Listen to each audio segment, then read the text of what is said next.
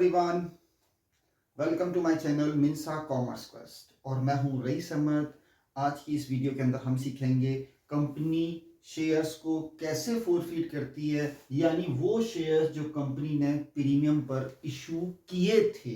Got it? यानी company ने जब पहली बार प्रीमियम पे इशू किए, फिर बाद में किसी वजह से, यानी शेयर होल्डर के फेल होने की वजह से कंपनी शेयर्स को फोरफीट करती है। इससे पहले मैंने 2 वीडियोस बनाई है जिसके अंदर मैंने आपको सिखाया था forfeiture of shares originally issued at par. इस क्लास के अंदर प्रीमियम है, लेकिन इससे पहली जो वीडियो मैं बना चुका हूं उसमें मैं आपको पार के केसेस सिखा चुका हूं। और फिर उन्हीं शेयर को कंपनी ने री इशू किया कैसे था, वो भी मैं आपको एक लास्ट वीडियो के अंदर पढ़ा चुका हूं।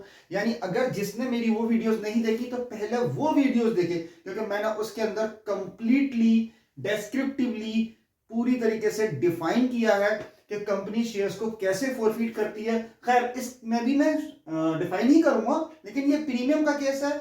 इससे पहली जो 2 वीडियोस थी वो मेरी पार की हैं। लेट्स स्टार्ट, मैं टॉपिक शुरू करता हूं। तो प्रीमियम के केस में याद रखना 2 केसेस होते हैं, जबकि पार में ऐसा कोई केस नहीं था। तो प्रीमियम के केस में 2 केसेस हैं, मैं दोनों एक साथ पढ़ाऊंगा, ध्यान रखना। तो पहला जो केस होगा वो है आपके पास when premium amount not received, और दूसरा केस होगा व्हेन प्रीमियम अमाउंट रिसीव्ड। यानी इसका मतलब है कि कंपनी ने जिस इंस्टॉलमेंट पर प्रीमियम को ड्यू किया था, यानी अलॉटमेंट पे प्रीमियम मांग रही है, या फर्स्ट कॉल पे प्रीमियम मांग रही है, या सेकंड कॉल पे, इट डजंट मैटर, इससे हमें कोई मतलब नहीं है। बट बात आती है कि जिस इंस्टॉलमेंट पे कंपनी ने प्रीमियम को मांगा था, यानी ड्यू किया था, वो इंस्टॉलमेंट आई या नहीं आई।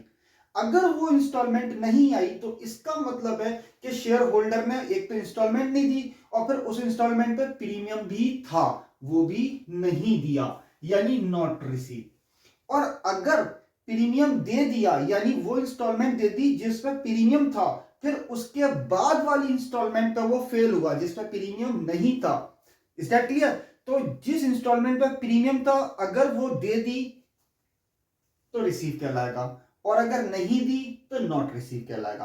तो दोनों केसेस को हम किस तरीके से डील करते हैं, कंपनी कैसे करती है, बोर्ड पर देखो। और मैंने आपको इससे पहली वीडियो के अंदर पढ़ाया था, जब कंपनी शेयर्स को फोरफीट करती है तो शेयर कैपिटल हमेशा डेबिट होंगे, क्योंकि ये फोरफीचर का पार्ट है। जब कंपनी शेयर्स को फोरफीट करेगी तो शेयर कैपिटल को डेबिट करेगी, चाहे प्रीमियम का केस हो या पार का केस हो। Is that clear? But premium में 2 केसेस फर्दर है, वो प्रीमियम के अकॉर्डिंग है, फोरफीचर के अकॉर्डिंग नहीं है। फोरफीचर के अकॉर्डिंग क्या है कि share capital always be debited while forfeiting the shares. तो इस केस में क्या होगा, शेयर कैपिटल अकाउंट डेबिटेड, और प्रीमियम नहीं आया। जब प्रीमियम नहीं आया तो प्रीमियम भी डेबिट होगा, लेकिन प्रीमियम किससे डेबिट होगा? एसपीआर, यानी सिक्योरिटी प्रीमियम रिजर्व। मैं शॉर्ट लिख देता हूं, एसपीआर अकाउंट डेबिटेड टू। फिर क्या होगा? Share forfeiture account to share allotment account to share first call account और to share second and final call. यह जरूरी नहीं है ये तीनों ही आए, जो नहीं आई जिस पर फेल था सिर्फ वही आएंगी, अदरवाइज नहीं आएंगी। अगर अलॉटमेंट पे फेल हो, फर्स्ट कॉल और सेकंड कॉल उससे ड्यू नहीं की है तो नहीं आएगी। अगर उसने अलॉटमेंट पे फेल है, फर्स्ट कॉल पे फेल है और सेकंड कॉल ड्यू नहीं की, या सेकंड कॉल क्वेश्चन में है ही नहीं, तो उस केस में सेकंड कॉल नहीं आएगी। ये तभी आएंगी कि कंपनी ने उससे मांगा और वो फेल हो गया। तो बोर्ड पे देखो किस तरीके, शेयर कैपिटल हमेशा डेबिट होती है किससे? कॉल्ड अप से। किससे डेबिट होती है? कॉल्ड अप से। और एसपीआर प्रीमियम से डेबिट होगा, यानी जितना प्रीमियम था। शेयर फोरफीचर क्रेडिट होगा किससे? पेड अप से। मैंने आपको लास्ट वीडियोस के अंदर पढ़ाया था कॉल्ड अप के 2 पार्ट, कॉल्ड अप के 2 पार्ट, एक पेड अप और दूसरा अनपेड अप। यानी जो दे दिया वो पैसा शेयर फोर फीचर में चला जाएगा और जो नहीं दिया वो आप अपने नाम से आएगा। Got it. और यहां अब जितनी भी फर्दर कॉल्स होंगी जो कंपनी ने ड्यू की बट शेयर होल्डर फेल हो गया तो क्या कहलाती है वो अनपेड कॉल्स। और अनपेड कॉल्स हमेशा क्रेडिट होती है वाइल फॉरफीटिंग, ये भी अनपेड से ही है। तो मैंने क्या बोला था, जब कंपनी शेयर्स को फोरफीट करती है तो फोरफीचर के समय वो पैसा जो अब तक शेयर होल्डर ने पे कर दिया उसको जब्त कर लेती है, उस पैसे को फोरफीट कर लेती है और शेयर्स भी छीन लेती है। जो पैसा शेयर होल्डर ने दिया है वो फोरफीचर में चला जाएगा यानी पेड अप के नाम से, और जो जो नहीं दिया वो अपने नाम से आएगा। Is that clear. और इसी के अंदर अगर अलॉटमेंट के साथ में प्रीमियम था तो यहां पर अलॉटमेंट का पैसा प्लस प्रीमियम का, अगर प्रीमियम फर्स्ट कॉल के साथ था तो यहां शेयर सेकंड कॉल के साथ था यहां प्रीमियम आएगा, और जो प्रीमियम इसमें है इसके अंदर प्लस होकर आएगा प्रीमियम, और यहां प्रीमियम अलग से सेपरेटली शो किया जाएगा। Is that clear. लेकिन अगर इन केस प्रीमियम का पैसा आ गया, अगर प्रीमियम का पैसा आ गया तो फिर इसकी एंट्री सेम पार वाले केस की तरह होगी। केस की तरह होगी जैसा कि पार, यानी अगर प्रीमियम आ गया तो premium can never be debited, अगर प्रीमियम नहीं आया तो एसपीआर डेबिट होगा, और प्रीमियम आ गया तो फिर एसपीआर यानी प्रीमियम का रिकॉर्ड कहीं नहीं होगा।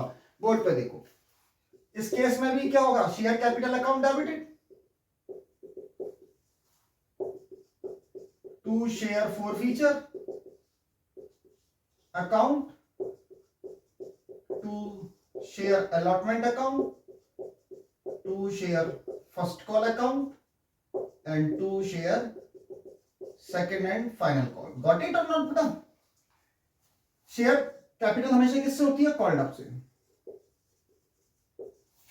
फॉरफीचर किससे होगा, पेड अप से। यानी कॉल्ड अप के दो पार्ट्स, जो दे दिया वो पेड अप और जो नहीं दिया वो अनपेड अप। और अलॉटमेंट या फर्दर कॉल्स जितनी भी होंगी जो अनपेड कॉल्स होती है वो अनपेड से क्रेडिट हो जाएंगी अनपेड अमाउंट के साथ में, और सब आएंगी जो जो नहीं दी उसने, यानी कंपनी ने उससे मांगा, सबकी नहीं लिखेंगे, कंपनी जिस शेयर होल्डर के शेयर्स को फोरफीट कर रही है उससे रिलेटेड है ये, कंपनी के कितने शेयर है उससे रिलेटेड नहीं है। Is that clear. तो दो केसेस थे, प्रीमियम का रिसीव हो जाना और प्रीमियम का रिसीव ना होना। तो प्रीमियम नॉट रिसीव के केस के अंदर एसपीआर डेबिट होगा, और प्रीमियम रिसीव के केस में एसपीआर कहीं जिक्र नहीं है। Is that clear. There is no mention, यहां पर कहीं जिक्र है ही नहीं कि शेयर प्रीमियम डेबिट होगा या क्रेडिट होगा। और दूसरी चीज, जब किसी शेयर होल्डर ने प्रीमियम का पैसा दे दिया तो प्रीमियम का पैसा कभी भी फोरफीट नहीं होता।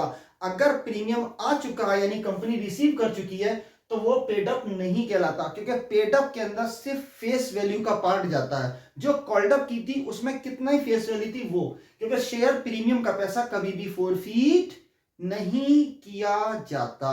Okay, is that clear. लेकिन ये दोनों केसेस वो हैं जब calls in arrear account open नहीं होता। अगर मान लो कंपनी ने calls in arrear account already open कर लिया तो याद रखो फिर क्या होगा, मैं यहीं पर ही इनको बता देता हूं।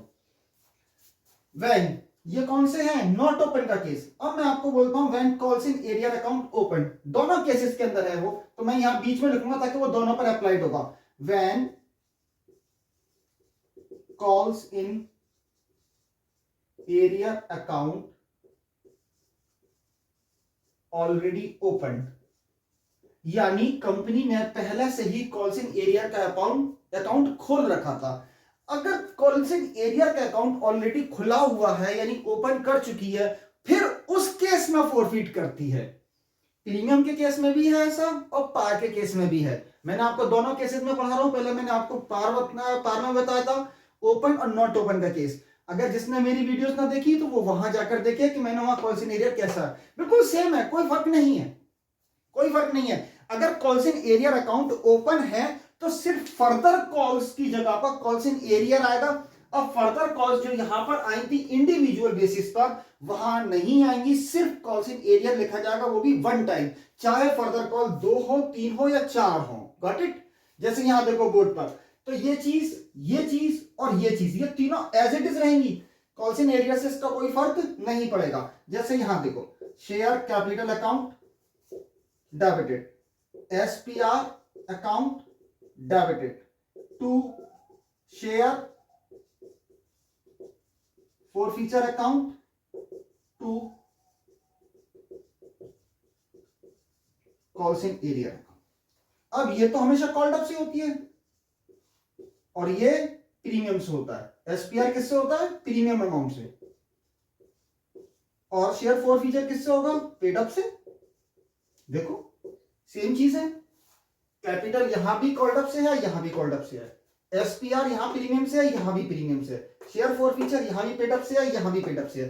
बट कॉल्स इन एरियर इनकी जगह पर रिप्लेस हो जाएगा। यहां कॉल्स इन एरियर 3 बार था, सॉरी जो फर्दर कॉल्स थी वो 1 2 3 4 कितनी भी हो सकती है जो जो अनपेड थी।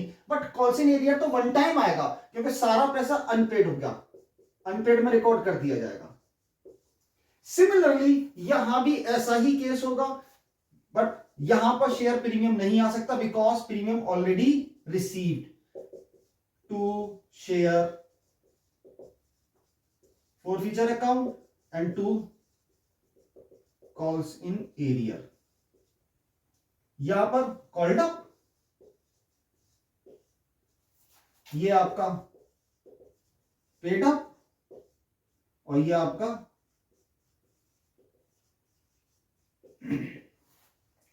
तो ये बिल्कुल सेम है, कोई फर्क नहीं है। ये बिल्कुल पार वाली एंट्रीज है। अगर आपको कहीं डाउट हो रहा है तो आप मेरी पिछली वीडियोस पे जाओ जिसमें मैंने आपको पार पढ़ाया था। बिल्कुल सेम एंट्री है पार की, क्योंकि पार के केस में तो प्रीमियम था ही नहीं। जब प्रीमियम नहीं था तो प्रीमियम को मेंशन नहीं कर सकते व्हाइल फॉरफिटिंग द शेयर्स। तो ये देखो बिल्कुल सेम बन गई पार वाली या नहीं बन गई। बट प्रीमियम के केस में सिर्फ एक ही फर्क है, अगर प्रीमियम रिसीव नहीं हुआ तो एसपीआर डेबिट होगा with unpaid premium, with unpaid premium. जो प्रीमियम नहीं आया उससे। कभी कभी ऐसा होता है कि प्रीमियम का पैसा भी वो एक साथ ना लेकर कई इंस्टॉलमेंट पे लेती है। जैसा कि मैं अभी आपको एक क्वेश्चन एक एग्जांपल दे देता हूं। जैसे यहां देखो 1000 शेयर 10 रुपए प्लस 5 रुपए। 10 रुपए प्लस 5 रुपए का मतलब कितना होगा? यानी कंपनी ने 1000 share at the rate 10 each, 1000 share थे, फेस वैल्यू 10 रुपए की है और 5 रुपए का प्रीमियम, यानी इश्यूड वैल्यू हो गई 15 की। अब देखो यहां पर कंपनी एप्लीकेशन पे मांग रही है सिर्फ 3 रुपए, अलॉटमेंट पे मांग रही है 6 रुपए, यानी 3 प्लस 3। और फर्स्ट कॉल पे मांग रही है आपकी 2 रुपए और सेकेंड कॉल पे भी मांग रही है आपकी कितना है 2 प्लस 2। फर्स्ट कॉल पे मांग रही है 4 रुपए यानी 2 प्लस 2 और यहां मांग रही है कितने 2 रुपए। इसका मतलब हुआ कि कंपनी ने जो प्रीमियम था 5 रुपए का वो 2 बार में मांगा। ऑन अलॉटमेंट 3 रुपए, ऑन फर्स्ट कॉल 2 रुपए। तो इसको बोलते हैं premium amount called up in 2 instalment. यानी कंपनी प्रीमियम को भी 2 हिस्सों में मांग रही है, 2 बार में मांग रही है। बट समटाइम्स कभी कभी कंपनी 1 बार में मांगती है, कभी कभी 2 बार में मांगती है, कभी कभी 3 बार में। फेस वैल्यू तो मांगती थी लेकिन प्रीमियम को भी मांग सकती है। Is that clear? तो बट ख्याल ये रखना, किस वक्त ख्याल रखना होगा कि प्रीमियम का पैसा नहीं आया तो उस वक्त ध्यान रखना कि जो इंस्टॉलमेंट फेल हुई है उस पर आया या नहीं आया। मान लो एक शेयर होल्डर ऐसा था जिसने एप्लीकेशन भी पे कर दी और अलॉटमेंट भी पे कर दी, लेकिन फर्स्ट कॉल पर फेल हो गया।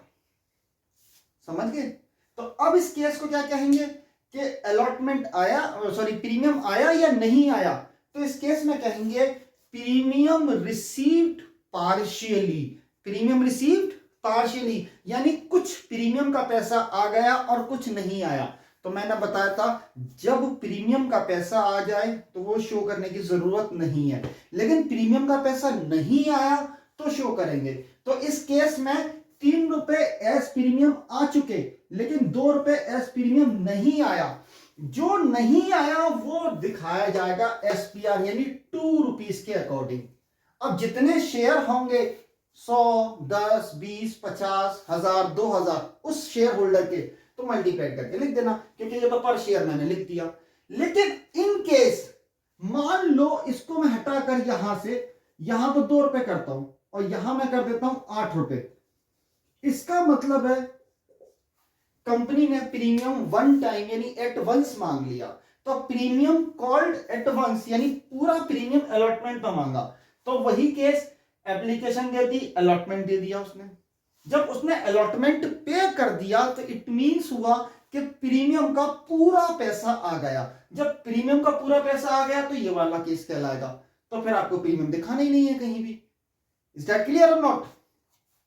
और अगर पार्शियल का केस है और फिर भी वो दोनों में फेल है, यानी मैं पहला वाला केस दोबारा से लिखता हूं, यहां पर 6 3 + 3 और यहां 4 2 + 2, समझ गए?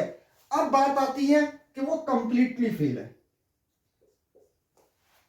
कंपनी ने एप्लीकेशन मांगी, दे दी, अलॉटमेंट मांगा, नहीं दिया, फर्स्ट कॉल मांगी, नहीं दी। इसका मतलब है कि वो 2 बार फेल हुआ और कंपनी ने उसको सेकंड कॉल का चांस दिया या ना दिया, हमें कोई मतलब नहीं।